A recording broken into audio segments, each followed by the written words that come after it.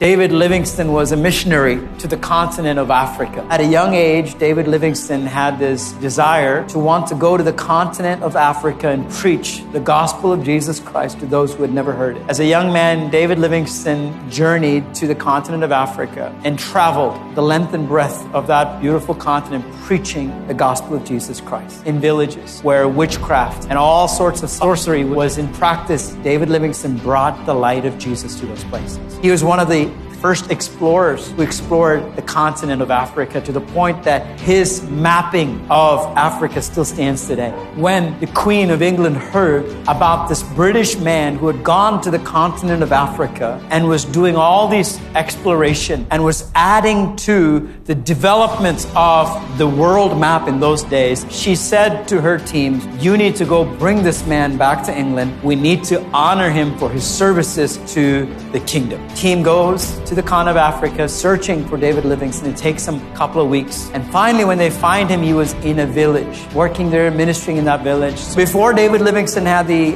chance to respond to this invitation, he contracted malaria. And in 3 days, he died in that village. And this team who had come from Great Britain were confused. So they decided what we're going to do is we're going to take David Livingstone's body. They began to prepare his body to take it back on the journey to England. And a huge disagreement broke out in the village as they were preparing to take David Livingstone's body. The people in the village began to argue with the team, and they said, David Livingstone belongs in Africa. He lived for Africa, bled for Africa, and died in Africa. You need to bury him here. That's the honor you do for David Livingstone. Negotiations went back and forth for quite a long time. Finally, the team convinced the people in that village that it was in their best interest that they could take David Livingstone back to England and give him a state burial where he will be given the full honor due for all his exploits. Finally, the villagers agreed. As they were preparing to take the body, the head of the village suddenly burst out, come running with a knife in his hand, thrust it into the chest of David Livingstone, grabs his heart out of David Livingstone's body and looks at the team and he says to them, "You may take the body of David Livingstone, but his heart will forever remain in Africa," he said. So that day, they buried the heart of David Livingstone under a tree, and to this day, you can still go back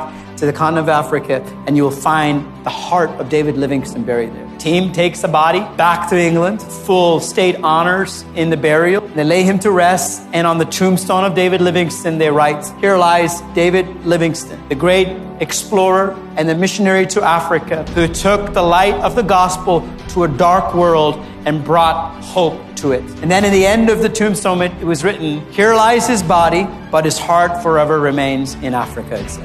But the story doesn't end there, because David Livingstone had a brother called John Livingstone. David and John went to Sunday school together, and they both grew up with different aspirations. David Livingstone, from a young age, wanted to be a missionary to Africa. John Livingstone, on the other hand, he wanted to be a great businessman. He wanted to become well-known in England. He wanted to do good business. As they grew up, both of them achieved what they set out to do. David Livingstone, a missionary to Africa. John Livingstone became a reputable, successful businessman in England. He was instrumental in beginning several industries in England, and he had great respect among the business community. But one day, John Livingstone also died. And when John Livingstone was buried, on his tombstone were written these words. It said, "Here lies John Livingstone, the brother of the great missionary David Livingstone." Nothing else. It didn't talk about all his exploits. It didn't talk about all his business endeavors or the success that he achieved. Nothing. Even at the end of John Livingstone's life, the credit was still given to David Livingstone and what he did.